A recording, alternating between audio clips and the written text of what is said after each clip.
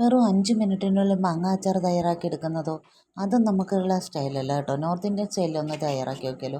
ഞാൻ എവിടെയോ കണ്ടതാണ്, ആ രീതിയിൽ ഞാനൊന്ന് തയ്യാറാക്കി നോക്കിയതാണ്. മാങ്ങ നല്ല പുളിയുള്ള മാങ്ങ തീരെ കുഞ്ഞായിട്ട് അരിഞ്ഞ് അതിലേക്ക് ആവശ്യമായ ഉപ്പും പുരട്ടി മാറ്റി വെച്ചിട്ട് ഒരു പാൻ വെച്ച് ചൂടാക്കി കുറച്ച് പെരുംജീരകം, കുറച്ച് ജീരകം, നല്ല ജീരകം, കുറച്ച് ഉലുവ, കുറച്ച് കടുക് ഇവയെല്ലാം കൂടെ നന്നായിട്ടൊന്ന് വറുത്ത് പൊടിച്ചെടുക്കണം. പൊടിച്ചെടുത്തിട്ട് ആ പൊടി നമ്മൾ അരിഞ്ഞ് ഉപ്പിട്ട് വെച്ചേക്കുന്ന മാങ്ങയുടെ കൂട്ടിലേക്ക് ചേർത്ത് നന്നായിട്ട് മിക്സ് ചെയ്തൊന്ന് മാറ്റി വയ്ക്കുക.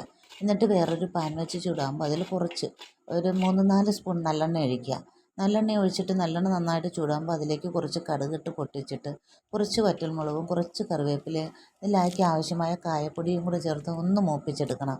മൂപ്പിച്ചിട്ട് ആ തിളച്ച നല്ലെണ്ണ അതേ ചൂടോട് കൂടി തന്നെ ആ തിളയിലോട് കൂടി തന്നെ നമ്മുടെ മാങ്ങയിലേക്ക് ഒഴിക്കണം. ഒഴിക്കുന്ന കൂട്ടത്തിൽ അല്പം മുളക് പൊടിയും കൂടി ഇടണം. ഞാൻ മാങ്ങയിലേക്കാണ്, എണ്ണയിലേക്കല്ല മുളക് പൊടി ചേർക്കുന്നത്.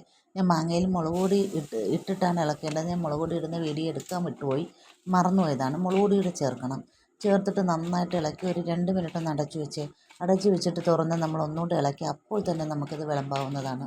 തീരെ കുഞ്ഞായിട്ട് അരിഞ്ഞതും നല്ലെണ്ണ ചൂടാക്കി വെച്ചുകൊണ്ട് അപ്പോൾ തന്നെ ഇത് റെഡിയായിരിക്കുകയാണ്.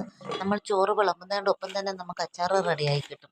അതുമാത്രമല്ല ഇത് വെറൈറ്റി ഒരു ടേസ്റ്റ് കൂടിയാണ്. നിങ്ങളൊന്ന് ട്രൈ ചെയ്ത് നോക്കണേ. വീഡിയോ ഇഷ്ടമായെങ്കിൽ ലൈക്ക് ചെയ്യാൻ ആരും മറക്കല്ലേ.